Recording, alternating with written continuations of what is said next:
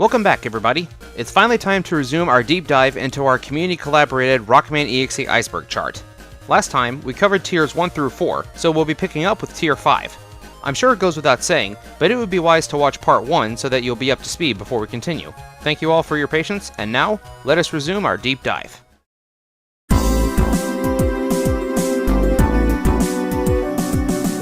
Changed jack-in animations. The English versions of Battle Network 2 and 3 had different jack-in animations that were more simplistic than the Japanese version. While EXE2's animation was data spiraling into the cyberworld, Battle Network 2's was just a bunch of colored dots covering the screen. As for EXE3, it depicts large blocks of data flying toward the screen, reminiscent of the jack-in animation from the early seasons of the anime. In the English version, though, there simply is no jack-in animation, just a white screen and a sound effect to transition between the real and cyber worlds. The animation from EXE3 seems to inspire the jack-in animation for Battle Network 6, and a similar version is used in Rockman EXE in One Battle, which is the WonderSwan color version of Battleship Challenge. The rest of the games in the series maintain the same jack-in animations from the Japanese versions. Religious references. Scattered throughout the Rockman EXE IP, there are a few religious references here and there, and I do mean more than someone just saying the word God. In Battle Network 2, you can jack into a statue in Utopia Castle that is depicted as a divine goddess. While inside this cyberworld, Lan will remark that it makes him feel holy. In Battle Network 3, you visit a location called Hades Isle to participate in the N1 Grand Prix. While Hades is known to be the god of the dead in Greek mythology, the word Hades is often synonymous with hell. Even the Bible makes reference of Hades during the Book of Revelation. In Battle Network 4, you can see a statue in Utopia that is described as a stone statue of victory, but the cyberworld is labeled as Goddess Comp, and Lan wonders if the goddess the statue is based on minds them being there. In the same game, you can also go to Yumland and find a giant statue of Buddha, which also has a cyberworld. In the same area, you can find a statue of an elephant, which could be meant to represent Ganesha from Hindu mythology, as well as several smaller Buddha statues scattered throughout the entire town. Just the same, the village in Netfrika has several idol statues that you can jack into, including Nupopo, the village guardian deity that represents the connection between life and nature, which leads to the Netfrika area of the internet, the lion statue used during the Kendoman scenario, and of course, the accursed water god statue and cyberworld. In the Japanese version of Battle Network 5 Team Colonel, you can find a painting of the Last Supper hung in the Queen Bohemia cruise ship, although in the English version it was replaced by a painting of fireworks due to censorship reasons. I don't recall any specific references in the other games, however, although in Battle Network 6, Base's tombstone describes him as the cyberworld's god of destruction. In most of the games, you can obtain the battleships Holy Panel and Sanctuary. Holy Panels reduce damage taken by half, and Sanctuary covers your entire area in Holy Panels. The Gigachip Holy Dream absorbs Holy Panels and fires them as ammunition. In the anime, there are also some statues on the lawn of Yai's mansion, and one of them bears the name Athena, the Greek goddess of wisdom and war. In the English version of the Mega Man Anti-Warrior manga, while Mega Man and Proto Man are battling the life virus, Detective Oda says he's not a praying man, but he hopes that our heroes find favor with the Almighty, which, given the phrasing, is most likely a reference to God from Christianity, Catholicism, or possibly Judaism. Instruction manuals. You ever looked at the instruction manuals for most of these games? They're kinda silly. Like, look at this, from Network Transmission's manual. It not only gets Lan's last name wrong, calling the family Hikaru instead of Hikari, but it also says that Lan's mother's Navi is named Mama, and Dr. Ikari's Navi is named Papa. That's not only silly, but also just wrong. I know both of them have Navis, but their Navis are never named. And in the Japanese version, Lan calls his parents Mama and Papa, at least in the anime. Also, when it's showing off the other characters, when we get to Shad and Proto Man's entry, it shows Bug-style Mega Man. Not only is the Navi wrong, but style change wasn't even in Network Transmission. Bug-style appears nowhere in the game outside of this manual. Funnily enough, they actually repeat this mistake in the manual for Battle Network 3, at least in the European version. And it calls Proto Man Blues, and it says that Shad is younger than Lan and his friends. Also, why does the manual for Mega Man Battle Network 3 feature so much art of Mega Man X, and even Gate from X6? I get that this game was released around Mega Man's 15th anniversary, but still, you're not even using the right characters. These are from a different series. And let's take a peek at Battle Network 4's manual. When we get to the page talking about the Double Souls, it calls Proto Soul Blue Soul. It should be Blues Soul, at the very least. But even then, it's not properly localized. They mislabeled Aqua Soul and Junk Soul too, having gotten the names backwards. At least Red Sun's manual manages to get the names of the Double Souls correct. When describing the story, one line of text reads, Mail encourages Lan to get some equipment. These stereos have cyber roll and glide. How about trying out a jack-in device? That's a horribly botched way of describing the opening events of the game, where Lan finds Mail in Electown and he jacks into a stereo where Mail's Navi Roll and Yai's Navi Glide are both hanging out. Just when you thought the translations for Battle Network 4 couldn't get any worse. There are other instances, but some of these are so funny that I think it's worth your time to check these out on your own. I'll drop a link for these down in the description. Graveyard Area. This is a strange location in Battle Network 6. In the English version, we only get the second half, but in the Japanese version, we have access to the first area as well. The graveyard is accessed from a weird-looking portal in the undernet. The area's background is a gloomy, cloudy sky, and there are gravestones everywhere. Every epitaph bears the name of navies from the previous Battle Network games, including the ones that were exclusive to Battleship Challenge and Network Transmission, even those that are still alive, or that have been revived from backup data. In addition to that, stalking this area are several navies that are chanting Navi Customizer compression codes. The Bugfrag Trader is located in Graveyard Area 1 in the Japanese version, but it was moved to Underground Area 2 in the English release. In Graveyard 2, you find gravestones bearing the names of navies from Battle Network 6. At the end of this area is a blank tombstone, and approaching it will throw you into a boss battle against Base SP, who says that this grave is reserved for you. Returning to this area, you will find that all of the grave markers for the World 3 navies are glowing red. Examining them will let you battle against the RV versions of the enemy navies. After defeating Base BX in Underground Area 2, Beast Mega Man SP can be randomly encountered in Graveyard 1, and Base BX can be randomly encountered in Graveyard 2. You can rerun the RV boss gauntlet and battle Base SP as many times as you like. This is a pretty cool post-game area, but why does this place exist? Why are there epitaphs for navies who are still canonically alive? Who is documenting the deletion of every navi that Mega Man has encountered? There are a lot of unanswered questions here, and we need some explanations. Different versions, starting with Battle Network 3. Even though the North American release of Battle Network 3 was localized as blue and white versions with a simultaneous release, the Japanese counterparts were a different story. Initially, there was Rockman EXE 3, and then a few months later, an updated black version was released. Both games were brought over to the USA, with the original EXE3 becoming white version and EXE3 Black becoming blue version. These version differences apparently came about as orders from the higher-ups when they were almost finished with the final game, and the notable version differences were added to justify the release of two separate games. After this, the remaining mainline games in the series would all feature two versions: Battle Network 4 Red Sun and Blue Moon, Battle Network 5 Team Proto Man and Team Colonel, and Battle Network 6 Cybeast Gregar and Cybeast Falzar.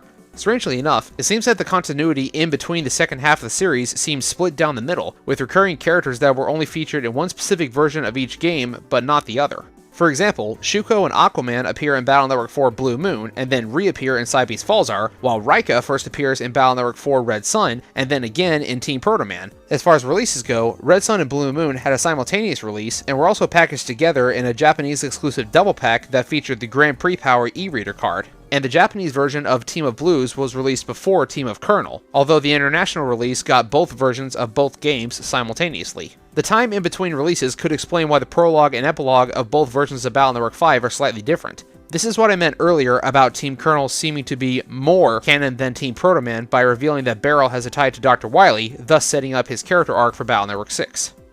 Navi Marks. The emblems on each Navi do more than just identify them, at least in the manga and anime. In the manga, during the Cybeast arc, several powerful navis are summoned to the underground to partake in a battle royale, with the goal being to defeat as many of the other combatants, as well as gathering their Navi marks, which all contain emblems of power. After defeating countless opponents, Searchman, Protoman, Tomahawkman, and Colonel all give their emblems to Mega Man, since he's the only one who has the power of a Cybeast, and thus is the only one who stands a chance to defeat Gregar and Falzar, at least until Base shows up and absorbs Falzar's power for himself. In the anime, it seems that Navi emblems act as something of a weak spot, as we see Mega Man's cross fusion is broken on more than one occasion when his Navi emblem is damaged. We see a similar effect with cross fusion Prism Man and Needle Man, as both of their Navi marks were destroyed and the cross fusion ruptured. Although in these cases, it's stated that the Navi marks are where the core of the Dark Synchro chip's power is located. More than that, whenever Mega Man gains a new Double Soul, the emblem of the corresponding Navi starts glowing, and then Mega Man acquires a new form. Mega Man and Proto Man's Navi marks also seem to be where their so-called ultimate programs are contained.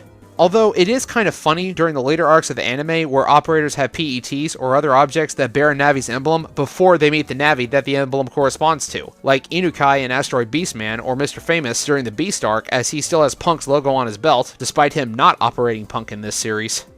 Shad and Rika's ages.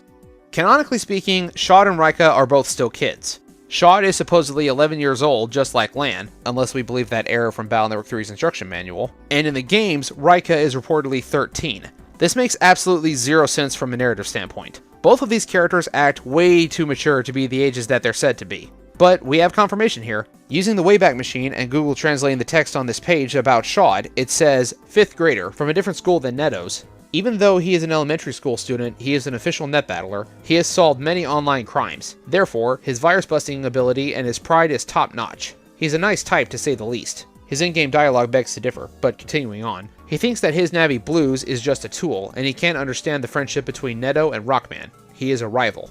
There apparently are also some beta screenshots that depict him at the same school as Lan, as the two were originally supposed to be classmates earlier on in development. So, despite him looking and acting like he should probably be somewhere around 15, and the fact that he's already finished high school, he is canonically 11.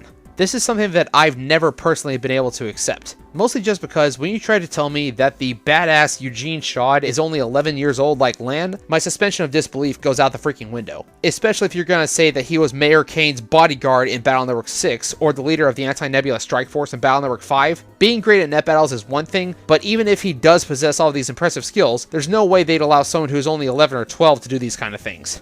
As for Raika, him being 13 is still a stretch, but they do seem to have aged him up a little bit in the manga and anime, making him look more like he is, at the bare minimum, 17. So if Jotaro Kujo can be 17, then I could buy Raika being a soldier at 17 as well.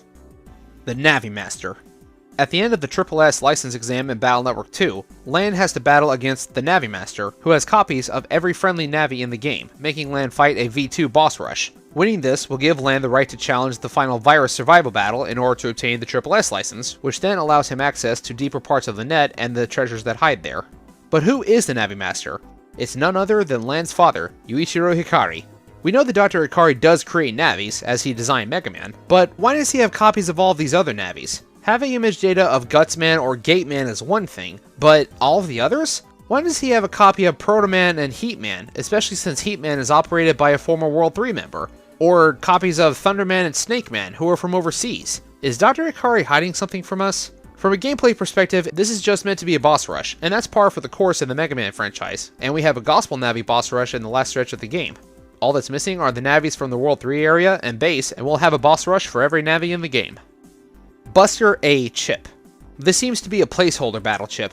It's only obtainable using hacks or glitches, and doesn't really do anything. The best guess we can make is that originally the Mega Buster was going to be a battle chip before it was assigned to the B button. The chip art is kind of bland compared to other battle chips in the final version of the game and seems to be from very early on in development. The description of this chip is "get closer to hit faster."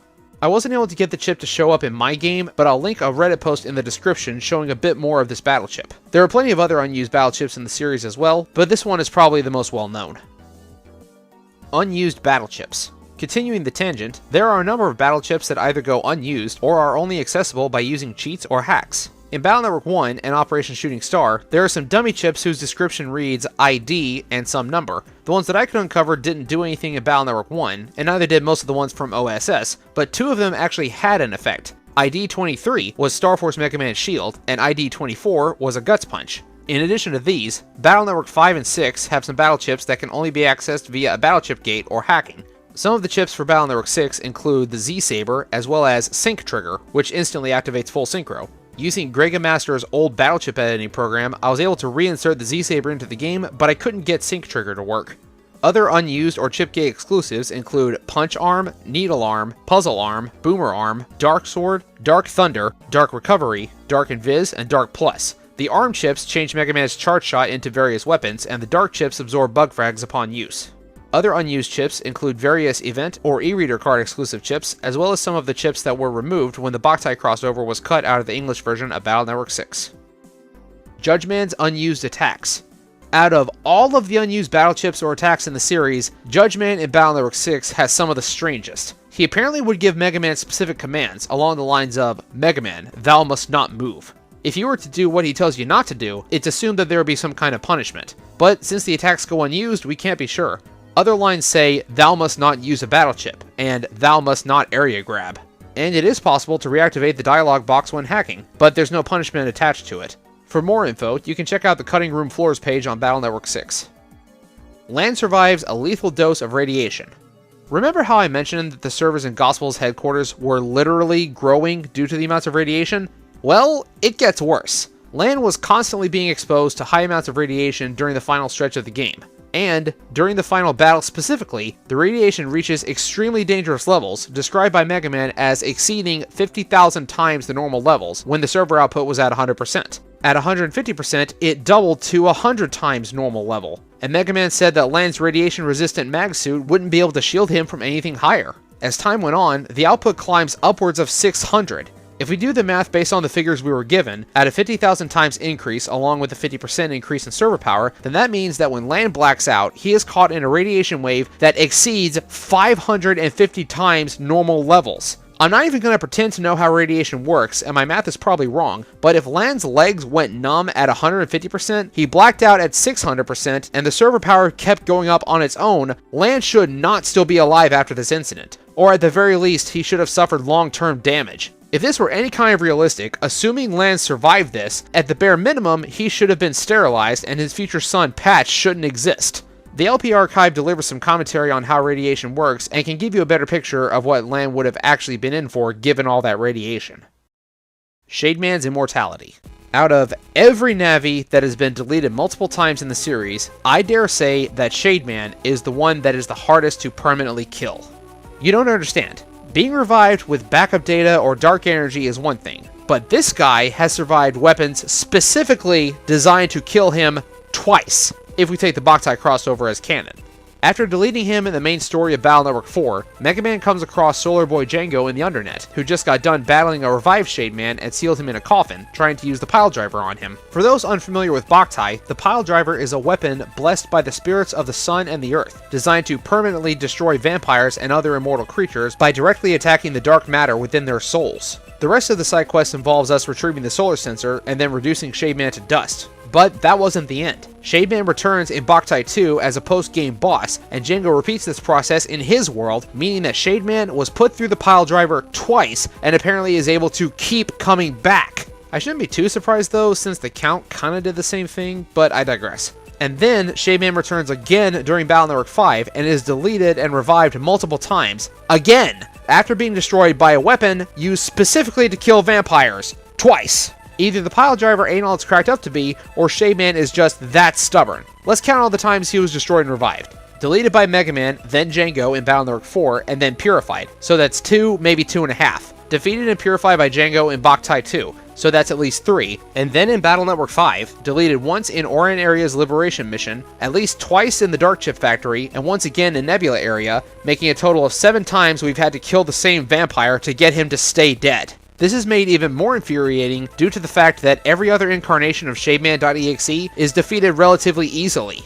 In the NT Warrior manga, Mega Man literally just tears him apart with his bare hands after getting angry enough. In Battle Story Rockman EXE, Mega Man uses the Gundel Soul to weaken him before finishing him off with a Proto Man and Proto Soul combo attack. In the Solar Boy Django manga, Shademan was tough, but was defeated after Django combined his solar powers with the Mega Buster to blast a hole through him, leading Shademan to retreat back to the cyber world. In the anime, Shademan was incredibly resilient and actually was temporarily defeated, but he was restored by base, only for Cross-Fusion Laserman to effortlessly defeat him in quite a graphic display, if we watch the Japanese version. Shademan would later appear again in stream, but this was due to time travel shenanigans, and it was not revived under his own power. You can see he still has the wounds he got from Laserman. He was later defeated by Colonel and was deleted by forcibly removing his own Navi mark, which contained his Darkloid essence, in an attempt to corrupt every Navi in the world with his Darkloid factor. Yeah, that episode got complicated.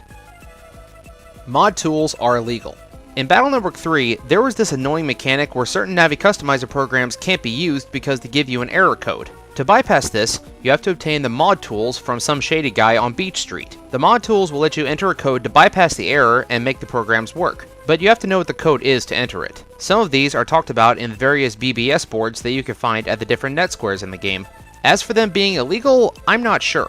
I don't remember seeing anything specific about the mod tools being illegal, other than them being an extra add-on that was not intended to be included with the standard issue PET, and some of the programs you access using them seem kinda sketchy in nature, like Dark License and Hub Batch, since Dark License grants you the ability to freely use Dark Chips, and Hub Batch seems to unlock Hub's dormant soul within Mega Man. And again, it's an optional pickup from a sketchy guy who acts like it's a really big secret, asking you not to tell anybody that he sold them to you. So I guess they could be illegal since hacking is still very frowned upon even in the Battle Network universe. But if they are illegal, then why did Shad, who is an official, which is basically a cyber cop, freely give away an error code on the Scilab BBS when someone else was asking about it? But the mod tools have a secondary function as well. Extra codes. There's a neat trick you can do in Battle Network 3 if you have the mod tool key item. After running your Navi customizer, if you don't get an error message, you can input a series of codes using the mod tools that will give Mega Man some enhanced abilities, like more HP, increased buster power, etc. Some extra codes have negative side effects while in use, and some don't. The extra codes are also featured as a plot device in the anime. Mr. Famous gives these extra codes to Lan and Mr. Match at different points in the series. The only one being shown, though, is the one that grants Mega Man 200 extra HP. Oddly enough, in the English version, during Lan's battles with Planet Man and Magnet Man, they changed the code that appears on screen, yet left it unchanged when it was being used by Mr. Match during Heatman's battle with Freeze Man. For the record, the code Mr. Match uses on Heatman is the proper 200 HP plus code, but the one that Lan uses is not a real extra code. In the Japanese version, the code was the same all 3 times. I guess maybe they wanted to give 2 different codes for 2 different operators? Either way, this incarnation of the extra codes shows that using it puts an enormous strain on the Navi, despite the code being used to grant them extra HP. Maybe this is why mod tools are illegal? Extra codes and powerful programs with error codes are too dangerous to be used in regular net battles? Make note that neither Mr. Match nor Lan have mod tools, and yet they still use the plus 200 HP extra code. And after the code is used, their Navi is drained of almost all their energy. Maybe the mod tools allow this handicap to be circumvented so they're not allowed under normal circumstances? Who knows? Miss Yuri. Did you know that Lan's teacher, Miss Mari, actually has a twin sister? Her name is Miss Yuri, or Yuriko in Japan, and she teaches at the school in Dentown. She's a former World 3 agent, and she helps Lan by providing him with some of World 3's access codes for deeper parts of the net. At the end of the game, she's kidnapped along with Mr. Higsby before Lan rescues them. In the anime, Miss Yuri plays a completely different role. While she is still Miss Mari's twin sister, she was separated from her family after a plane crash left her on the brink of death. She was only saved by divine intervention from Duo, who chose her and Dr. Regal to be his probes to observe humanity. Dr. Wily found the pair stranded on a beach after the plane crash and decided to raise the girl as his own daughter. Miss Yuri would then go on to become a main antagonist during the Access arc of the anime, being the operator of Needleman, or Spike Man in the dub, as well as a master of disguise and deception. She's the one responsible for Prison Man and his operator turning into Darkloids, and she eventually tries to murder her sister, Miss Mari, except in the dub they called this a neurodisruptor, which would fry a person's central nervous system. She uses a Dark Synchro chip to perform a cross-fusion with Needleman, and battles with cross-fusion Mega Man. She has a change of heart though, and saves Miss Mari from Dark Proto Man, resulting in both her and Misaki being blown off the bridge they were standing on. Miss Yuri would later return as an ally to Lan and Mega Man, helping to battle against Duo's asteroid navies. Horned Pink Navi. This is an oddity that nobody seems to have an answer to. During Battle Network 2's ending credits sequence, on more than one occasion, we see a pink Navi with a pointy head. It kinda looks like it has a fishy virus attached to it, but this Navi appears nowhere else in the game and it doesn't have an independent sprite sheet. It just seems to be an offset of the sprite sheets used for the normal and security Navis. Remember earlier how I said that Mega Man's style changes were all part of the same sprite file? The same can be said here. I looked at the sprites myself using an old program created by Grega Master, and scrolling through the various animations and palettes assigned to the normal Navi sprite sheets, we see that they have this horned head on them in some animations for whatever reason. I'm not sure if this was a reference that was unexplained or an Easter egg from the developers, but either way, we'd like some answers, though we'll likely never get them. Inti Warrior Manga. This entry refers to the Rockman EXE manga created by Ryo Takamasaki. I gave it heavy praise last time, and I stand by that. Great writing, great art, great action, and truthfully, probably my favorite incarnation of the story behind Rockman EXE. Beyond the 3 works that I mentioned last time, the main story of the manga, Runaway Blues, and Forte vs. Serenade, Takamasaki also wrote a story that covers the time from the defeat of the Cybeasts to Mega Man's return to the cyberworld called The Pair's Journey, and other short stories. Back in November of 2021, he announced that he is working on a sequel to his EXE manga called Forte, Time of Reunion, and shared some panels from this project on his Twitter. To celebrate Rockman EXE's 20th anniversary, an item called The Treasure Box was released, which contained Runaway Blues within it. As a promotion for the manga's re-release, there was a compilation of manga chapters that were given voiceovers and sound effects. This 12-minute video contains segments from the first 4 volumes of Takamasaki's EXE manga. I'll have the link to this one in the description. While the extra works will likely never get an official English release, we fortunately have fan translations to fall back on. I'm glad that we're still getting new releases for this series, even to this day.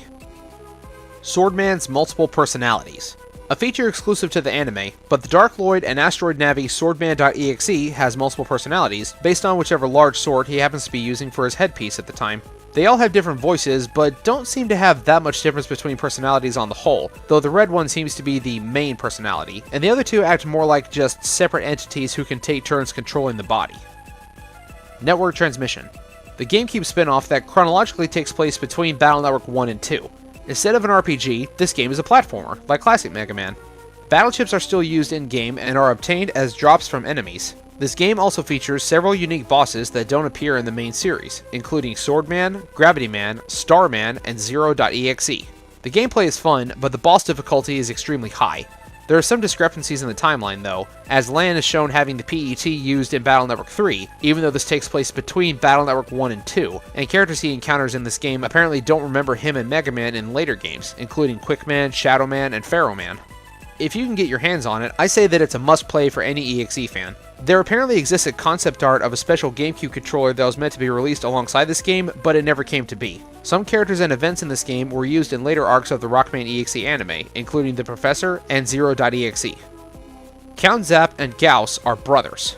Exactly as the title says. Count Jack Zapp and Magnus Gauss, the operators of Electman and Magnet Man, are, in fact, brothers.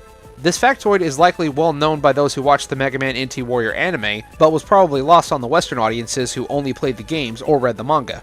The reason for this is that the translation for the first two games actually botched the connection between the two characters. We don't learn Count Zapp's first name during the course of Battle Network 1, and during Quiz King's quiz in Battle Network 2, they mistakenly call Count Zapp by his Japanese name of Jack Electricity. In the story, we do have one line of dialogue where Gauss makes mention of his brother, Jack, who was adopted into a wealthy family, but again, we didn't know that Count Zapp's first name was Jack. They don't even call him by this name in Battle Network 6 when we're talking to his wife and Zapp. And, well, in the manga, Count Zapp and Gauss are never even in the same room together or have any sort of interaction. The anime is a much different story, with the two of them butting heads and having electrically charged net battles on more than one occasion, each one trying to one-up the other. The rivalry goes so deep that Count Zapp continued to fight against Gauss, even though when they found out that Dr. Wily was behind Grave, the other two present World 3 members decided to retreat.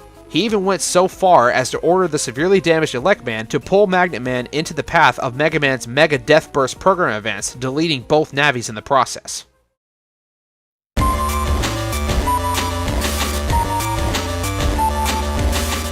BN1 Credits Warp. Here's some speedrun tech for you. There's a glitch in the endgame of Battle Network 1 where extinguishing two specific flames inside the first World 3 base computer will set a flag that triggers a credit warp if you decide to stop right there and then return to AC/DC Town. This glitch was discovered by the Reddit user Skims Is My Name and apparently also does work on Operation Shooting Star. Pikachu Carpet. So it turns out that the Pikachu rug in Yai's house isn't only in Battle Network 3 White, but it's also in the first two Battle Network games. I just completely spaced on this when I made the first Iceberg video. I guess I didn't remember it because I didn't really spend a lot of time in Yai's house in the first two games, so I just kind of forgot it was there. Robot Master Torchman. While Torchman may be the localized name for Fireman.exe in the anime and manga, there is a Robot Master named Torchman who's introduced in Mega Man 11 alongside Blastman. But if we want to be completely accurate and go back even further, there was also a Robot Master from the non-canon Mega Man 3 DOS game.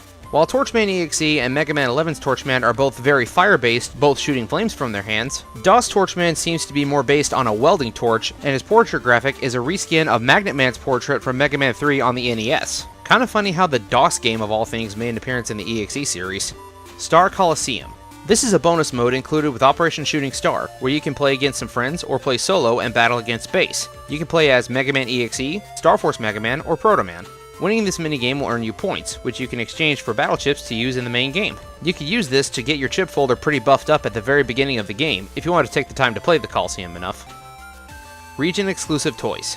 Of course, because Rockman EXE first started in Japan, they got some exclusive figures that we didn't get over here. In my opinion, the coolest line of these was the Rockin' action figures, which were very posable and roughly 4.5 inches tall. They came with a Navi, as well as several weapons and a virus to fight. The known figures in this line are Mega Man paired with Rush, Proto Man who didn't get a virus, Base paired with a Bunny, and several style changes for Mega Man with various viruses. Wood Shield with a red UFO, Heat Guts with a Metar, Elect Guts with a Metar 2, Aqua Custom with a Flappy, Elect Team with the B-Tank, and Hub Style with a Brushman, also released in Transparent with a Brushman 2. When the NT Warrior era started, Japan also got some exclusive figures and model kits paired with various battle chips as well. This included characters that didn't get toys over here, like Metal Man and Shade Man.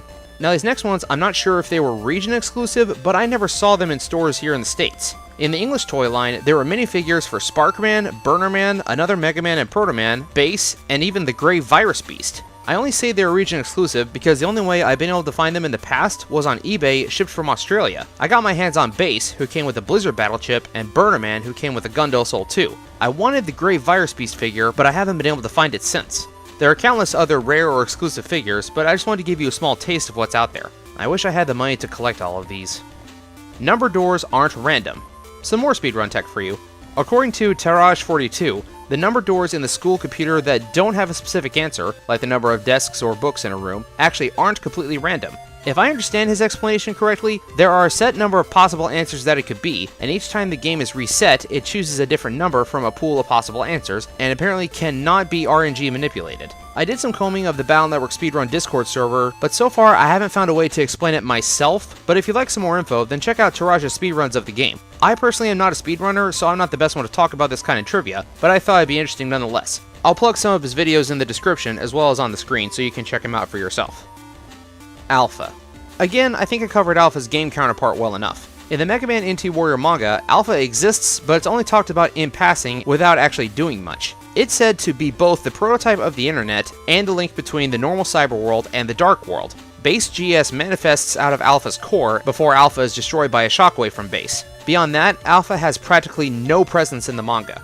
In the anime, Alpha doesn't exist, but its role is given to Pharaoh Man, as I stated in the previous video, one of Scilab's earliest super advanced AI constructs to control the cyberworld, but was too powerful and was sealed away. Alpha also appeared in Battle Story Rockman EXE and is an antagonistic force, before being destroyed by Mega Man and Lan. Lan in Star Force. It's already been established during Battle Network 6's end credits that Lan goes on to become a scientist, and during Mega Man Star Force 2, you can find diary entries left behind by him that talk about the future of all the main EXE cast. Lan apparently developed a new system called the Link Theory, which would help people become closer together, creating a bond deeper than normal friendship. This would go on to be developed into Link Power and the Brother Bands in Mega Man Star Force. Also, as mentioned earlier, there's a 3D model of Lan in the code of Star Force 1, for some reason. New Battle Network mobile game. There have been rumors about a new Battle Network mobile game circling for years, unrelated to the Japanese dumb phone mobile games. Not much is known about this idea, although it apparently was something separate from Rockman EXE Dive.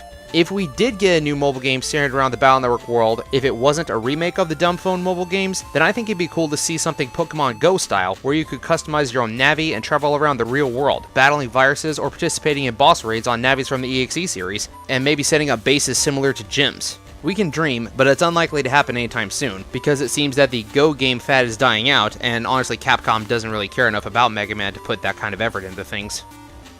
Unused sprites. Like with most games from the GBA era, there are plenty of unused sprites in these series. You can see most of these on the cutting room floor, but let's go over some of the more interesting ones. From Battle Network 1, we see that Shad and Mail have unused running sprites. I assume that these would have been used during the game's ending sequence, as World 3's fortress was exploding, rather than them just walking like they did in the final version of the game. The spooky viruses, which give you the Invis battle chips, apparently have some unused laughing animations, and Metars and Volgears have a flinching animation.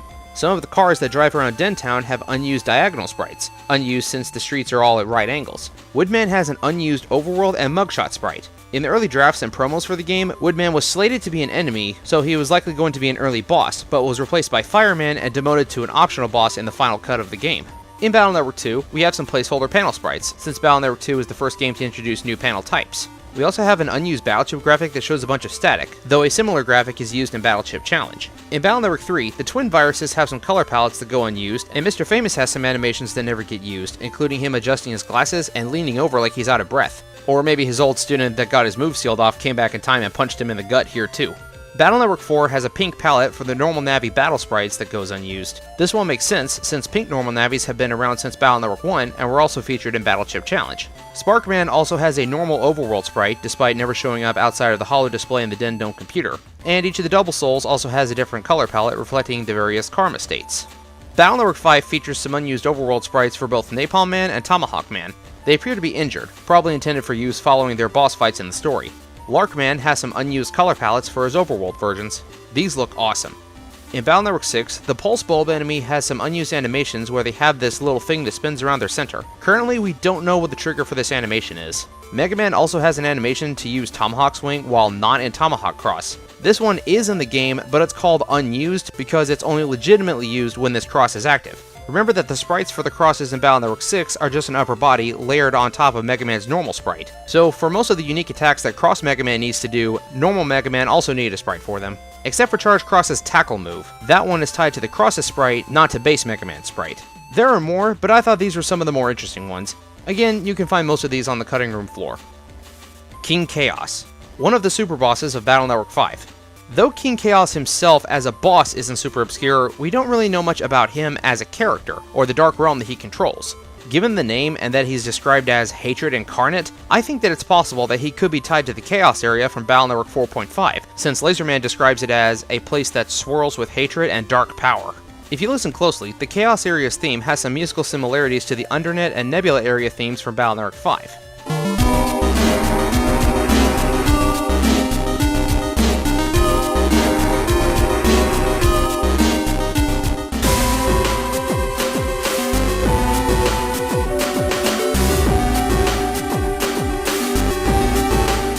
As a boss, King Chaos resides in the deepest pit of Nebula area, and can take the form of Nebula Grey, Base, or Dark Mega Man. His battle chip, Chaos Lord, shows the animation of Nebula Grey disappearing into a portal, only for Base to materialize and then use Chaos Nightmare on the enemy. If King Chaos is the ultimate entity of darkness and hatred, and Duo is the ultimate good, then we really need to see these two throw down.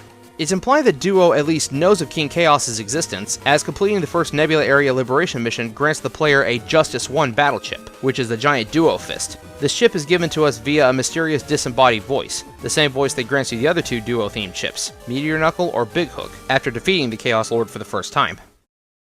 Glide, Roll, and Zero Battle in Battle Network 3. These are old rumors from back in the early 2000s. There are 3 separate rumors on how to encounter these characters in Battle Network 3. To encounter Glide, you supposedly only get one chance at the beginning of the game. After dinner, on the first night, you're supposed to go to Yai's house before you go to the school, where she will let you net battle her. When you walk around AC/DC Town at night, Yai isn't even in her house, so this is a flop. This description was taken from Cheat Code Central. I remember hearing another version where you could supposedly battle Yai after defeating Flashman, just go to her house before heading home, but this too is a bust. Sadly, there is no Glide battle in any of the EXE works.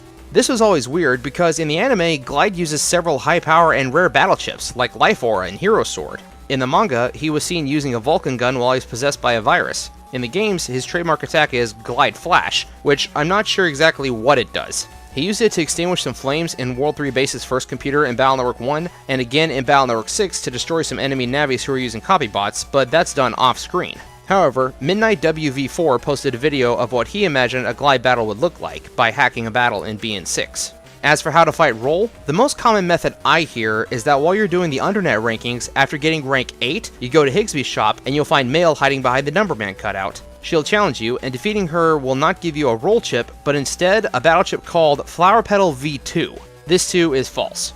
This time though, it seemed a little more believable, as Roll actually has an in-battle sprite, and she would first appear as a playable and fightable character in Battle Chip Challenge, and would later be an opponent in Battle Network 4. The Zero battle is the most obscure to me, as I don't remember hearing about this one until I started combing old archived posts for info on the Roll and Glide battles. The trick to this is to obtain the first 5 stars on the tile screen and have defeated the Omega Navis. Go to where Serenade was in Secret Area 3 and step on the panel at the back of the platform. The Zero Alpha encounter supposedly happens in Dex's homepage, and the beta version is randomly encountered inside the Numberman cutout in Higsby's shop. After all of this, you can battle Zero Omega instead of Alpha at the end of the game. The first form of Zero supposedly had 1500 HP, while its Alpha form had 1900, Beta had 2400, and Omega had 3000. This was a hoax as well, but somewhat believable back then, since Network Transmission, which came out around the same time, featured Zero.exe, as well as Higsby's shop having a poster of Zero, and in Dex's house there's a big Z on the welcome mat, referencing the Mega Man Zero title screen.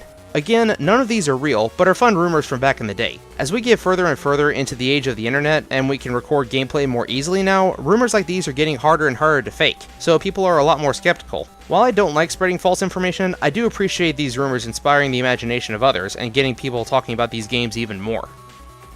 Battle Chip Gate. I already touched on what the EXE 4 and 5 versions of the Battle Chip Gate do, but I didn't talk about the finer points of the one for EXE 6. The Beast Link Gate can be used to change the player's default Navi or to have Mega Man in permanent Beast Out form. Certain Battle Chips are Battle Chip Gate exclusive and cannot be obtained in-game. Best of all, this does not require Operation Battle Mode and lets you control your Navi fully. This gate is also compatible with the Battle Chip Stadium arcade game. In addition to that, in the Japanese version of Rockman 03, slotting in the Meteor Red Sun or Blue Moon Ray battle chips into a battle chip gate that's plugged into the GBA will unlock some minigames where you can play as the Guardians from the Mega Man Zero series. In the English version, these are unlocked by other means. The battle chip gate is also mentioned in Battle Network 5, even in the English version. The reference is on a flyer inside Higsby's shop. In the anime, the battleship gate allowed battleships to be used inside a dimensional area either as independent attacks or to provide weapons to a cross-fused navy. In the Beast arc, the humans of Beyondard used terminals that were shaped like Beast Link gates to store their navies instead of using PETs. Higsby is evil. Evil may be a bit of a stretch, but he does seem to value rare battleships above all else. In the first game, and his first appearance in the anime, he's willing to put teachers and students in danger in order to get his hands on rare battleships. He has stated verbatim that he would never part with a rare battleship, saying that he'd rather sell his business than just give a rare chip away, even to a friend. During Battle Network 3, Higsby has Lan run several errands for him to get his shop back up and running, including trying to get some clients to pay for their purchases, which counts as child labor, and some of them get violent, releasing viruses at Mega Man, which counts as child endangerment. He even says, "Don't tell Miss Mari," who he not so secretly has a crush on. In Battle Network 4, he has Lan spread flyers around to promote his business. Again, child labor. In the manga, Higsby only appeared in the first 2 volumes, but he never really states what his motives for joining World 3 were. But he does inform Lan of their imminent attack on the Metro line, leading to Mega Man and Gutsman defeating Stone Man. So far, not really seeing anything that counts as outright evil, just a little chip-obsessed and slightly less than scrupulous. Although, when we get the first Dark Chip in Battle Network 4, we take it to Higsby, and he seems to know a lot about it, and Merclan, knowing what happens to navies who use Dark Chips. So, aside from just being an expert on battle chips, how does he know about these? Just what are you hiding, Higsby? Protocross in Battle Network 6. As far as I'm aware, this doesn't actually exist. It's just another rumor from various gaming forums. It is kind of strange that there isn't a Protocross when there's been a Proto Soul in the previous 2 games, and Proto Man is playable with a Game Shark or Battleship Gate. Maybe Proto Man was intended to be in Link Navi in early drafts of the game? It wouldn't surprise me. There are some videos on YouTube where someone did a sprite hack to replace Mega Man with Proto Soul sprite, but again, it's just a hack, and not something that's actually in the final game. Mario references. So, it turns out that the Mario reference I pointed out last time actually wasn't the one that Memer Deluxe was talking about. That one was supposed to be a poster in the Metro line in the first few games, where you see some weird figures wearing red and green, similar to Mario and Luigi. The reference that I made was to the red hat and overalls hanging in Yai's house in Battle Network 3 Blue version. Others have also pointed out some more potential references that I didn't consider, like the anime-exclusive Sledgehammer Brothers, or Crusher Military Brothers in Japan, who are twin hammer-wielding navies, one red and one green. It's common knowledge that one of the Mario Bros' most iconic weapons is a hammer, so that could be a reference. Another possible Mario reference is Tensuke, who is Top Man's operator, who has a big mustache and wears reddish-orange clothes, and has a twin brother who wears green. But even if these are just coincidence, I found another definite reference in the stream arc of the anime. In episode 16, these 2 brothers, named Harry and Mac, appear to be modeled after Wario and Waluigi, Harry being short and fat and wearing yellow, and Mac being tall and gangly, sporting purple attire. And of course, they both have mustaches, as well as white gloves and hats similar to the Mario Bros. Mac wearing purple could also be a reference to the mini-boss of the first level of Mega Man X3, who is a Reploid with purple armor, also named Mac. Dangerous Mega Buster toy. So apparently back in 2004, World Against Toys Causing Harm, also known as Watch, made a Most Dangerous Toys of 2004 list, and the NT Warrior toy Mega Buster and Cybersword combo ended up on this list. Quote, "Watch out, children are encouraged to experience the futuristic world of cyber adventure with the Mega Buster cannon and Cybersword. The rigid plastic blade extends approximately 9¼ inches from the plastic sleeve, designed to slide onto a child's arm for combat. This was listed as hazardous for potential impact injuries, so they were afraid of kids hurting each other with the sword attachment. Yes, this blade right here. So rigid that it's completely hollow and I can bend it. Watch out, this thing's so dangerous you could probably rob a cyberbank with this." Yeah, they're full of crap. Nobody's getting injured with this thing unless you stab someone right in the eye or down the throat. Also, I'd just like to point out that the site this is from, toysafety.org, it doesn't exist anymore. The screenshot that I use for reference is from the Wayback Machine. Get wrecked. Slur. We have another anime-exclusive character on our hands. Slur was one of the primary antagonists of the stream arc. Slur served as Duo's herald and would give asteroid navies to humans, telling the operator to use them to fulfill their desires, testing to see if they were worthy of surviving Duo's judgment. Slur was an extremely formidable opponent, being able to tank 3 program advances at once without a scratch, as well as defeating both base and Colonel rather effortlessly, and mortally wounding the powerful Dark Mega Man. Slur's primary method of attacks were summoning wires, either to bind the opponent or to use them to redirect oncoming attacks, and sometimes turning them into swords for close quarters combat. At times, it appeared that Slur would act of their own volition, seemingly without Duo's instruction, as they were the one who destroyed a set of ruins that the Crest Bearers were exploring. While Duo seemed to have a very just mindset, taking things in black and white, willing to give humans a fair shot at redemption, Slur seemed to have contempt for humanity, often setting them up for failure and sabotaging the efforts of our heroes. Slur was defeated and deleted by Base during their rematch in the final episode of Stream. Trailers Beta. Like the title says, there's a trailer that depicts a beta version of the game, which has some apparent changes from the final version. We can see some visual changes, like the PET icon being different, and some of the battleship icons have also changed, and the access portals for the different home pages all seem to have a swirling vortex on them. There's also a catchy remix of the Battle Network theme that I can't seem to find anywhere without the sound effects laid over it. I'll have a link in the description for this one as well if you'd like to watch it in its entirety. Dr. Regal's death. Dr. Regal is one of the few humans we've actually watched die in multiple ways. During Battle Network 4, Regal attempted suicide by leaping from a tall platform, not wanting to be taken into custody by the officials. However, he returns to Battle Network 5. How he survived is never explained. At the end of the game, 10 years from his memory are erased, effectively killing the leader of the Dark Chip Syndicate, and Regal goes on to work at Scilab to help make the world a better place. In the anime and manga, however, he doesn't get such a happy ending. In the manga, after the battle with Nebula Grey, Dr. Regal is hiding out in a submarine far below the ocean's surface. However, Base infiltrates the onboard computer and destroys the sub from the inside out. Given that explosion, I think it's safe to assume that Regal went to a watery grave. Regal dies a total of 3 different times during the anime. His first death was during a plane crash that only he and Miss Yuri survived, but they only survived because Duo spared them and turned them into his probes to observe humanity. Deciding to use this science he learned from Duo for evil purposes, Dr. Regal became a villain and created Dark Synchrochips, becoming Cross-Fusion Laserman, who was deleted by Mega Man, and what was left of Regal was blasted into the Undernet. In the dub, they simply said that they couldn't find Dr. Regal after Laserman was destroyed. From there, he was able to reform himself with a body that he could use to go between the real and cyber worlds, although he did seem to need a dimensional area. And finally, during the last episode of Stream, when Regal tried to use the power of Duo's comet for himself, Duo interfered and rapidly aged Dr. Regal until there was nothing left of him but his skeleton. So yeah, it sucks to be Dr. Regal outside of the games. Mr. Famous's wristband. Remember that item that you could get from the Lotto machine in Battle Network 3, Mr. Famous's wristband? That item that did absolutely nothing? Well, it turns out that there was a purpose for it. Rumors suggested that somehow it was tied to the Punk battle chip, claiming that if you had the wristband and deleted Punk with a busting level S with Collect installed on your Navi customizer, then you would get the chip. Well, they were right about it pertaining to the Punk battle chip, but not about obtaining it. The only way to obtain the Punk battle chip was either to cheat, go to a Capcom distribution event, or to play the updated Virtual Console version of the game. What the wristband actually does is power up the battle chip, as well as allow different command inputs to change what attack Punk will do. Mad Roller becomes Mad Wave Roller, where Punk will attack in a wave pattern instead of just circling around to hit the closest enemy. Pressing left and B will make Punk use Shield and Chain. If you use this battle chip while your Mega Buster is fully charged and are standing on the back row middle panel, then Punk will use Punk Chain. If you do the same thing and press down right, Punk will use Double Go Round. So yeah, mystery solved.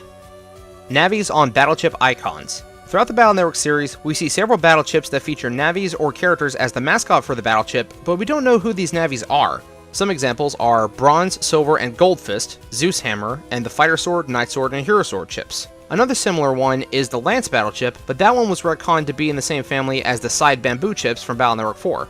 Come to think of it, in-universe, why is Mega Man on so many battle chips? Is Mega Man well known enough to be the face of so many battle chips even outside the games? Other battle chips in the series like Guts Punch, Muramasa, Anubis, and several network transmission chips like Zero.exe, Z-Saber, and Needle Cannon feature existing Navis, so I think this implies that the previously mentioned battle chips may be showing us viruses or Navis that exist in the lore, but we don't know anything about these characters. There is some fan art for the Gold Fist Navi though, credit to Higure-san on DeviantArt. There is another mysterious battle chip icon character that appears outside the games, but we'll have to talk about them later. Deleting humans. Sometimes we forget that we're dealing with actual net terrorists in these games. We get so caught up in our own battles that we forget that a lot of times humans are operating the Navis that we're fighting. We have at least 2 instances where the failures of the enemy is not tolerated and they are deleted as a result. In Battle Network 2, after Airman is deleted, Arashi is on the phone with Gospel headquarters inside the AC/DC Metro line, and the briefcase in the corner of the room turns out to be a bomb. He's caught in the blast and not seen for the rest of the game. Although an email later says that there are no reported injuries and only minor damage was done to the train station. In Battle Network 3, after Inukai failed to delete Mega Man a second time, Dr. Wily claims that he was deleted for his incompetence. This opened up a pulse transmission machine for Lan to use during the final battle against Alpha. During Battle Network 6, when the former World 3 members decided to betray Wily, an army of Navis and copybots tried to attack them, screaming delete the entire time, but they were destroyed by Lan's friends' Navis, also using copybots. As for whether or not Arashi and Inukai are actually dead, I'm not sure. Both of them appeared in Battle Chip Challenge, but the canon of that game is very questionable. Base Cross.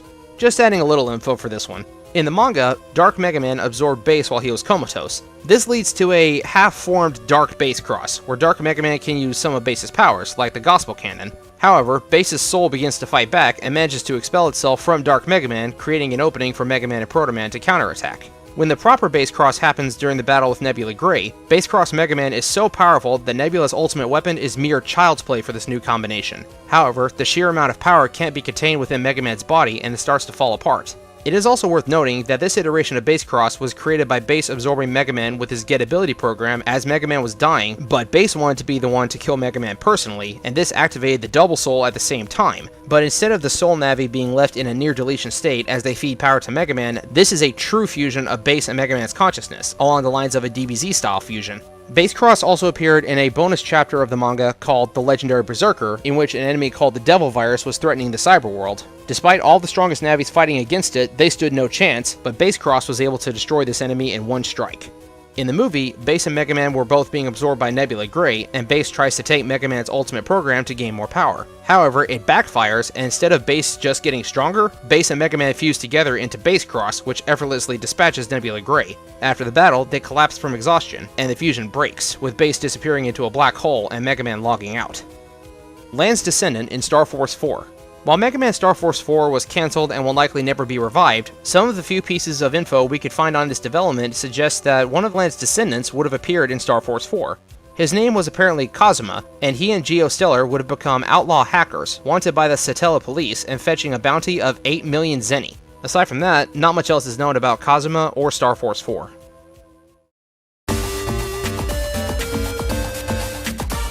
Video Man is analog.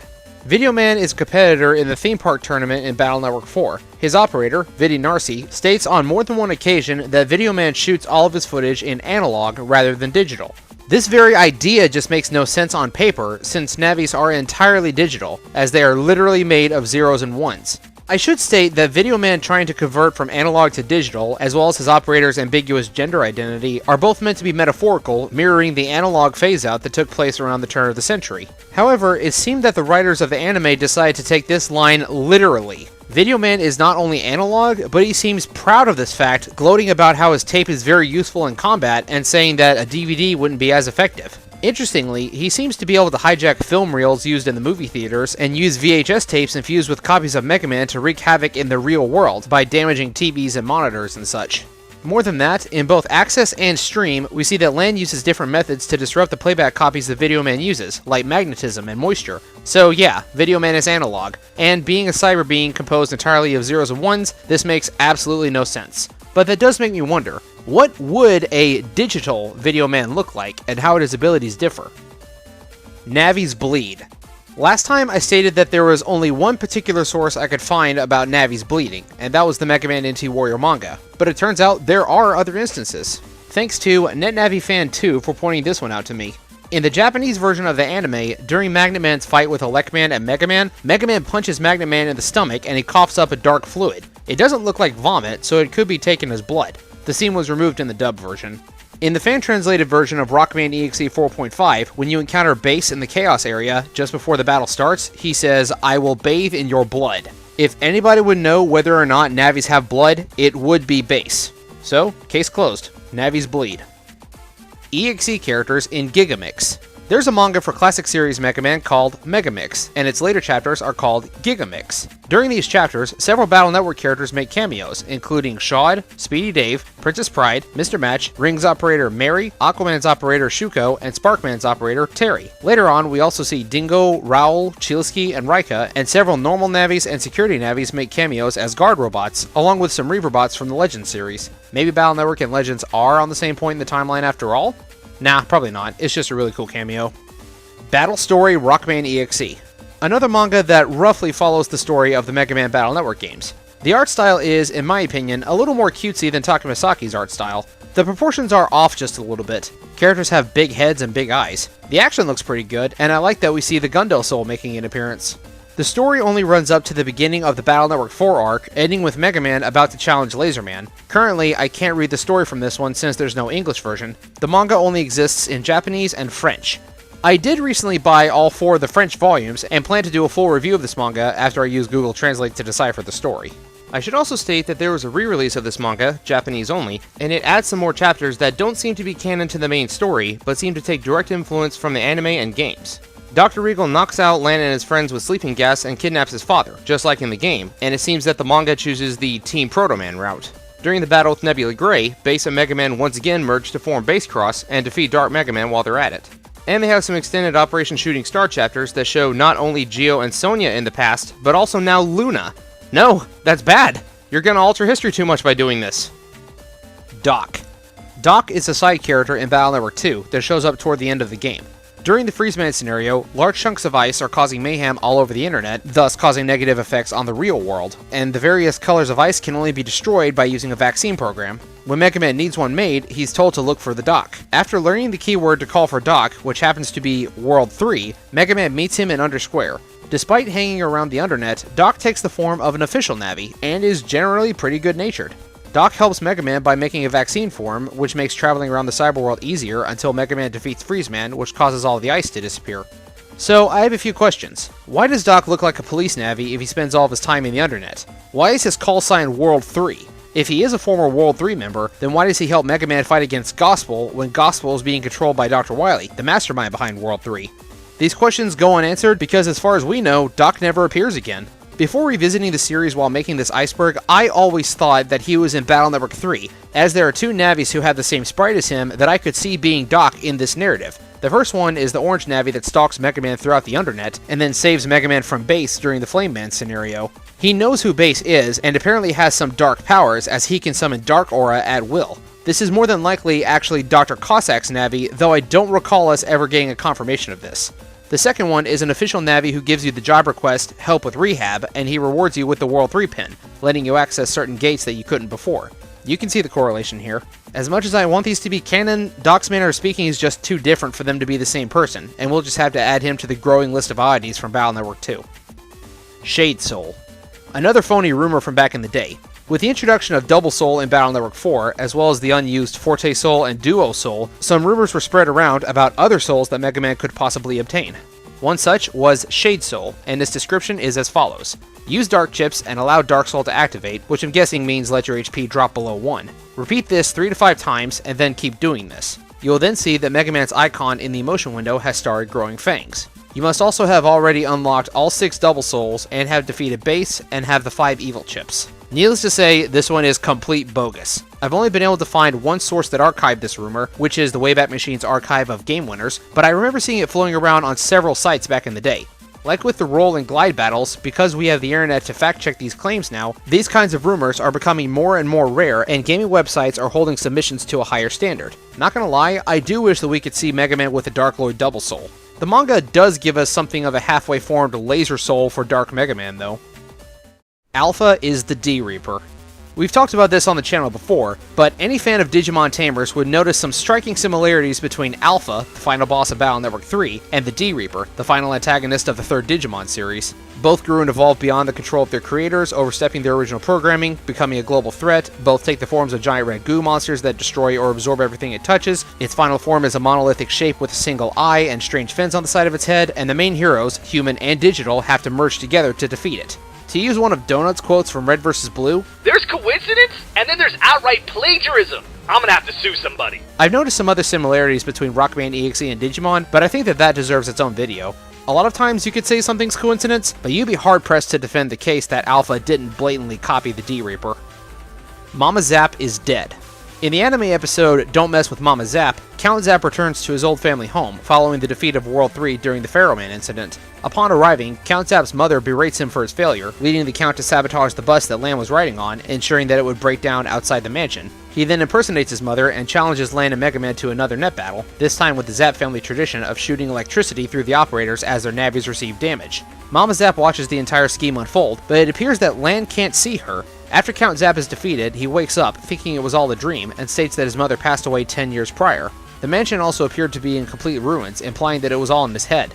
However, Mega Man states that he heard a woman's voice cheering for Count Zap during the fight. So the best conclusion I can draw is that Mama Zap is a ghost who creates illusions, like the whole mansion being rebuilt from the rubble.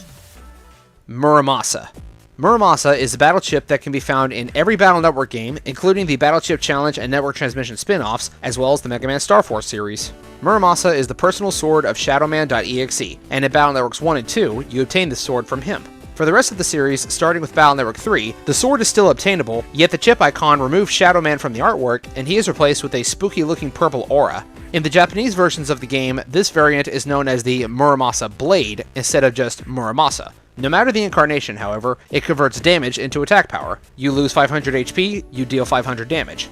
So why is this interesting? I think it's worth discussing since in Battle Network 4 and 5, the Muramasa Blade is an evil chip, meaning that Mega Man can only use it if his karma is at an evil state.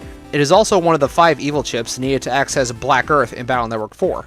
Even so, in Battle Network 5 Team Colonel, Shadow Man still has the weapon and calls it by name during the story. So this begs the question, does the chip originally belong to him? Is the Muramasa some supernatural sword that can exist outside of Shadow Man's code?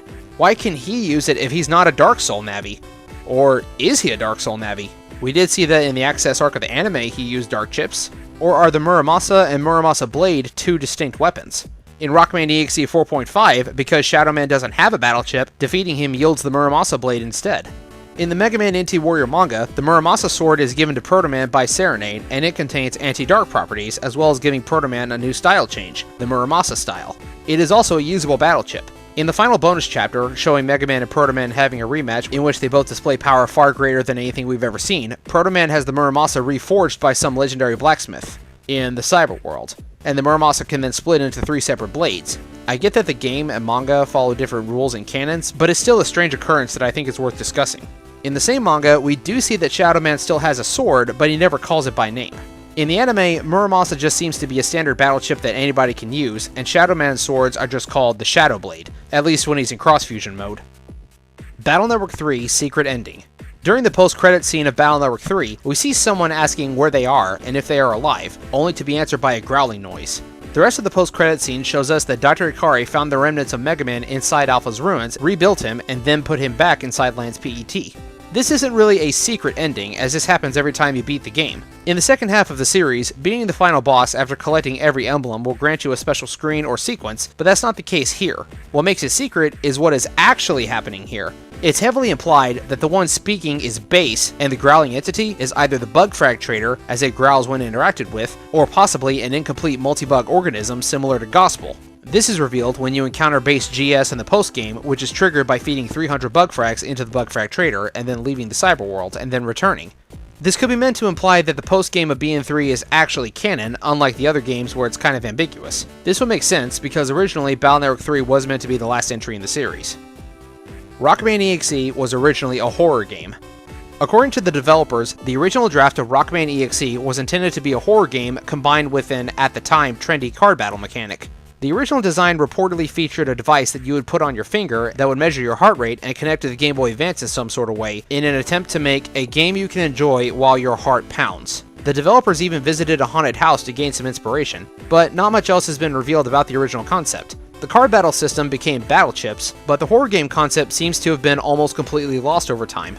We do see some spooky elements in the Battle Network series, like recurring supernatural instances, such as ghosts, possession, digitized human souls, and evil spirits. I can't help but wonder what a horror-themed EXE game would have been like. I also think that the device that connects to the GBA would have been similar to the cable used to plug the Game Boy Advance into a GameCube, being inserted through the link cable slot on the top of the system, but that's just speculation. Navis in the real world.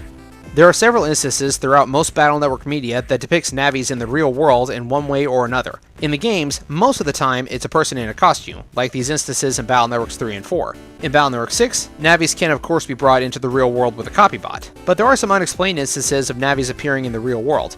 In the end credits of Battle Network 1, we see Mega Man materialize in Land's room. This one is likely just meant to be a visual metaphor about how Land and Mega Man are closer now, with the revelation about Hub.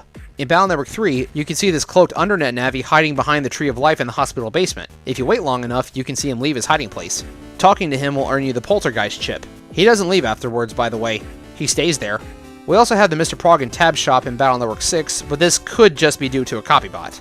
These instances aren't given an explanation, and may just be for humor since they don't seem to impact the story in any way. In the manga, during Volume 6, a dark energy field has covered the Earth, which caused a distortion in reality, resulting in several Navis and viruses being able to manifest in the real world. After Base GS was defeated and Alpha was destroyed, the dark field dissipated and the cyber beings returned home. Later, at the end of the manga, when the Psy Beasts merged together, their sheer power output caused a distortion that brought them, as well as Mega Man and Base, into the real world. In the most recent EXE manga, Forte Time of Reunion, they appear to be talking about a technology that will bring Navis into the real world, but I can't read this because it's currently only in Japanese, so I can't provide any further details. In the anime, there are a few instances of programs appearing in the material world as well. The program Rush and a giant cat virus are said to use something of a solid hologram to project their avatars. Navis and viruses can manifest inside a dimensional area, and this is where cross-fusion is performed. Rush was transformed into a synchro chip, which allowed Shademan to manifest in the human world without a dimensional area, and during stream, asteroid Navis could appear if their operator slotted in a dimensional chip. So, the laws of the universe mean nothing, and Navis can appear where they're not supposed to, in various circumstances. Rockman EXE WonderSwan. A platformer game for the WonderSwan color. It seems we've come full circle with this one. Rockman EXE WonderSwan actually loosely follows the story events from the anime adaptation. The gameplay reflects some of the elements of both classic Mega Man and Network Transmission, in that it has platforming, pitfalls, and sliding, as well as battle chips. This one was a Japanese exclusive, but there is an English ROM hack, and I would love to see it re-released sometime in the future. Full Metal Alchemist reference. In episode 44 of Rockman EXE Stream, when the gang starts exploring a haunted house, we can see a suit of armor that looks similar to the armor used for Alphonse's body in Full Metal Alchemist. It's similar in design, especially around the shoulders and the top of the chest plate, but the helmet is different. I'm not sure if this was an intentional reference or just a coincidence. Psybeast Cult. This one is something that definitely needs further expanding upon, but in Battle Network 6, you encounter a group of undernet-dwelling Navis who worship the Psybeasts, as well as statues and monuments to the beasts throughout the cyberworld. At different parts of the game, they appear to make trouble for Land and Mega Man, using chanting to awaken the beast within Mega Man and causing him to go on a rampage. This group is only briefly used in the story, but not really in the post-game. I wish they had more elaboration, like, when were they formed, where's their headquarters, are they tied to the evil spirits that get summoned by the Psybeasts, and so on. Just another oddity to add to the list of unanswered questions from the EXE series, but I bet that they were really mad when we deleted their idols. EXE Sprite in Star Force 2. So the crossovers between Star Force and Battle Network are pretty well documented at this point, but maybe they were intended to be even greater. There's an unused sprite of Mega Man.exe in Star Force 2, but it's not the same one from the previous game. This sprite seems to be updated. This would seem to imply that at some point, the Battle Network Easter egg would have gone a bit further, with Geo and Mega Man.exe having another interaction instead of just finding Land's diary entries. But sadly, it was cut, and we didn't get to see Mega Man.exe again. NetNavis are made from DNA. At the end of Battle Network 1, Dr. Ikari states that he's been experimenting on creating a new generation of Navi using DNA from humans. He says that the purpose for this was to allow for greater synergy and understanding between Navis and humans, basically giving Navis a soul of their own. Even these stock normal Navis say that Dr. Ikari gave them greater emotions, praising him for doing so. The closest Dr. Ikari could get was to make a Navi's DNA 95% the same as their operators. This line of study led to the creation of Mega Man, allowing Hub to be reborn after his death. Mega Man is described as a new generation of Navi, sharing 99.9% of the same DNA as Lan, until Hub.Bat was used. While this part doesn't sound too strange at first, since we're always playing as Lan and Mega Man, the odd part is when you think about every other custom Navi with a soul. How does that work across the rest of the Battle Network universe? Does this mean that every operator injects their own DNA into the Navi to make a stronger bond? What about operators who have more than one Navi? This whole Navis are made from DNA to make them more human line started out as a Deus Ex Machina, but ultimately leads to some plot holes or some story elements that need better explanation. It's kind of like how in the classic timeline, Mega Man X supposedly is the first robot with free will, but that directly and blatantly contradicts the rest of the classic series lore. NetNavis are dead. We already talked about the graveyard area and all the gravestones that have the names for every Navi in the series, so does this mean that every Navi really is dead? Several recurring characters have been deleted at one point and revived using backup data or dark power. I should also state that this point and the previous one were sourced from a separate iceberg that was in Spanish, and the original version of this entry stated NT Navis are dead, or made from DNA. I'm not sure if this meant Network Transmission Navis or is just an abbreviation or typo of Net Navis. Maybe all current Navis are digitized DNA from a deceased human. I guess we can add Halo's AIs to the list of things the Battle Network has ripped off in that case. PETs in Dump. In Mega Man Star Force, if you visit the dump in Dream Island, you can find a giant pile of Battle Network 6 style PETs in the area labeled Scrapyard 1. Examining the pile will give you the text Old School Communication Terminals. Before Transers, almost everyone had one. This makes sense, given that the game takes place 200 years after the Battle Network series, and technology has progressed even further. It is kind of sad to see the 200-year-old trash still hasn't been properly disposed of, though. This also raises the question as to whether or not the Link PET EX was the final model of PET, considering that after Battle Network 2, a new PET was introduced in every game, and each game only takes place a few months apart from each other. So, did they just jump straight from this PET to Transers? Oddly, there's no Cyberworld or Wave World inside this pile to explore. This area is also where you encounter the ghost of Korone the 14th, who can wave change into Crowned Thunder. I don't think he has a direct connection to the pile of PETs, but why of all places is he stationed right in front of it? Mega Man Buster and Blade. In the early drafts of Rockman EXE, the game was originally planned to have 3 separate versions. According to the Mega Man Battle Network Complete Works, the temporary names for these versions were Version A, which stood for Anime, where the main characters would have been Lan Hikari and Mega Man.exe, Version B, where the main characters were Seimai Kazumi and Mega Man Buster, and Version C, with Roto Kazumi and Mega Man Blade. Seimai and Roto were meant to be twins, and each different version would focus on the perspective of each character. Version B and C were planned for simultaneous release before Version A, and Version A would be released alongside the anime. I imagine that it would be similar to Digimon World's Dawn and Dusk for the Nintendo DS, which has the same basic story, but different main heroes and other version differences. One other notable character that didn't make the cut for the final game is Mike Keenan, who apparently was a net bounty hunter of sorts. His original role was to be the operator of Roll.exe, before giving Roll to Mail and then taking control of base. This original concept sounds very interesting and lets us get a glimpse of the early ideas and ambitions, like the fact that the anime was already being planned before the game was even released, and that Version A was apparently based on the anime script. This concept was sort of reworked into Rockman EXE WonderSwan, which loosely follows the events of the anime. One concept I really wish they had stuck with is the part where it says, "We won't make it so that you have to purchase all of the versions to acquire every chip." They broke that promise starting with Battle Network 2, where you originally needed 2 copies of the game to obtain every battle chip in order to 100% complete the game, because some battle chips were only obtainable through PvP, and this persisted throughout the rest of the series. Phantom and Legend of the Network. These are 2 Japanese-exclusive Rockman EXE mobile games. If I'm not mistaken, Phantom of the Network takes place between Battle Network 4 and 5, while Legend of the Network seems to take place between Battle Network 5 and 6. However, as far as I'm aware, both of these games are considered guidance, meaning that neither one is actually canon to the main story of the series. Both games introduce some new characters, including Hatman and Jamming Man in Phantom, as well as Nobody, Cherise, and Rideman in Legend. While Phantom seems to take the pretty standard story setup used in most of the earlier games, Legend takes a bit of a different approach, having Nobody and Cherise be from the ancient Atlampian civilization. This plays into the previously mentioned idea of hyper-advanced prehistoric civilizations, and we would see a similar idea revisited in Mega Man Star Force 2. Phantom of the Network had an expansion called Battler's Tower. Both of these games were only available through certain Japanese dumb phones, but the services have been discontinued. There was a fan attempt to remake Phantom of the Network, but Capcom had them shut down. Currently, there is another preservation project in the works trying to dump both of these games and translate them to make them accessible to the public. Here's hoping that the project will be a success. Because the Rockman EXE anime ended before it could adapt the elements of Legend of the Network, none of the characters from the second mobile game made an appearance in the anime. The Cyberworld's Supernatural Properties.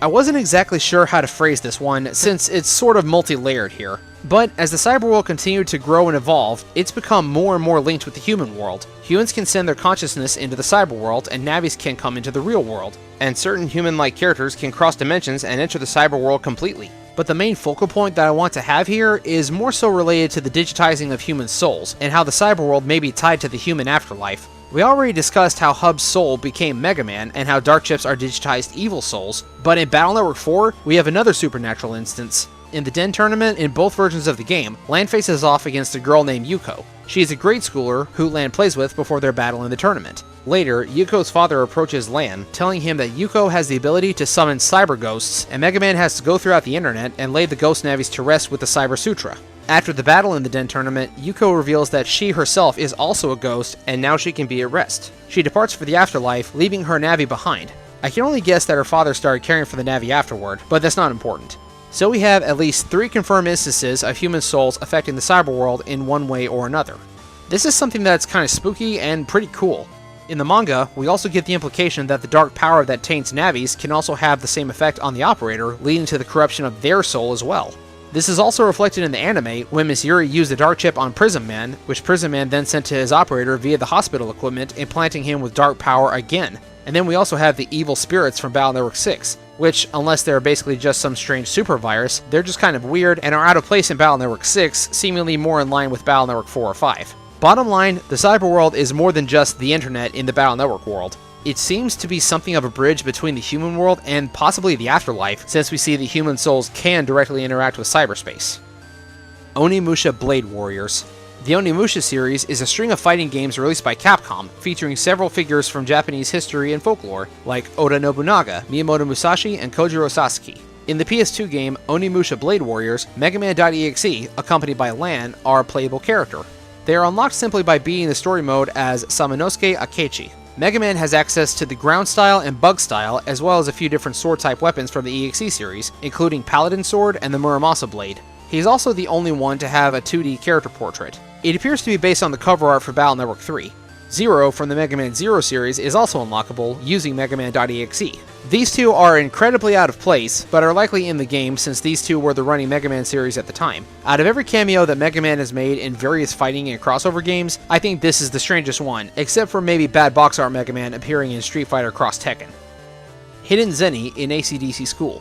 As part of the Legendary Tomes side quest in Battle Network 3, you're tasked with collecting 3 different tomes and returning them to a ghost Navi who is hanging out in the Hades Isle cyberworld. After collecting all of the tomes, if you don't immediately return them, but instead go to the teacher's lounge in AC/DC School and examine the small statue, Mega Man will notice that it bears the same markings as the tomes, and you'll find a whopping 300,000 Zenny inside the statue. So many questions, so little time. Why is that much Zenny being kept inside that small statue? Why is it in a school? What connection does this statue, and possibly the school, have to that ghost Navi and these tomes? Although, after seeing how the schools in the Battle Network series love to hire ex-World 3 members, and the fact that the hidden metro line that leads right to the World 3 base is hidden underneath AC/DC School, nothing should surprise me at this point. Arcade games. In addition to all the Japanese exclusive spin-off games, we also have 3 arcade games to bear the Rockman EXE name. The first one is called Character Metal Series Rockman EXE. This footage from Alicia Pixels shows some gameplay. It looks like a board game with some mini-games, but I can't read Japanese, so I'm not really sure what's going on. The second one is called The Metal Operation, and it looks like another board game, this time using assets and sprites from the Game Boy Advance games, and having the theme of Battle Network 5. The main goal is to defeat Nebula Grey. Again, I'm not sure how the combat system works. The third one, and most easy to understand, is Battleship Stadium, which plays similarly to a turn-based RPG game. You fight using battle chips for the Link PET toy game, and though inspired by Battle Network 6, this arcade features some characters that didn't appear in the game, like Dark Proto Man and Falls Our Beast Base. Credit to Emmanuel EXE for the footage of this and the Metal Operation. Original PET design. When someone says original PET from the Battle Network series, most people think of this, the flip-open handheld from the first 2 games, and the early volumes of the manga. But in this regard, we're actually talking about the early concept art, where the PET looks much bigger. The concept art depicts a laptop-sized PET being used to net battle, as well as battle chips that are roughly the size of playing cards. I'm not sure if the laptops are the PETs themselves, or if they are simply carried around to be used as a terminal, and you would plug your PET into the laptop, and the Navis would battle from there. Either way, it's neat to see how concept art and designs have changed over time. On another note, in the Mega Man NT Warrior manga, we see that Mesa has quite a unique looking PET. Given the context clues from the manga, where a flashback chapter shows Lan with his PET saying that it's the newest model, and in the anime where Mesa seems to be a bit behind the times, I think it's meant to imply that he's using a very old model PET. Dark License / Memory in Battle Network 4. Dark License was a Navi customizer program in Battle Network 3 that allowed the players to use dark gigachips without needing to open a dark hole. When dark chips showed up in Battle Network 4, this time with different mechanics and consequences for usage, there was a rumor about Dark License returning, this time with the function of allowing Mega Man to use dark chips without losing any of his HP. This Navi customizer part was alternatively called Dark Memory. This NCP was apparently either an event exclusive or only accessible via an e-reader card. So far, I can't find any solid evidence on whether or not this program actually existed, or if perhaps it itself was an effect of an e-reader mod card. The person who apparently knew the most about Dark Memory was a member of the Game FAQ forums who goes by Nigoli, who mentioned the program in a blog post showing off his e-reader cards.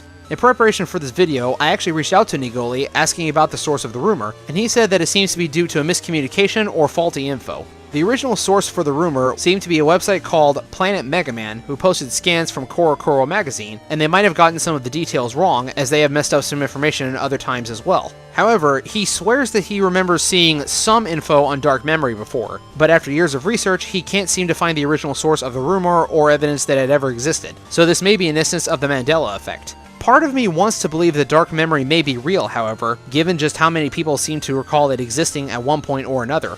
Even as recent as 2016, I've seen people talking about this program as if it was real. One user on the Rockman EXE Zone forums was requesting a ROM hack of Battle Network 4 where they could use dark chips with no consequences, and they say that they could use dark license, but think that it's impractical because it supposedly takes up the entire 5x5 Navi customizer grid. On top of that, another user commented on the same thread chastising the OP for wanting to use dark chips in the first place, and says that not caring enough to use dark license is just sad. Again, these posts were from 2016.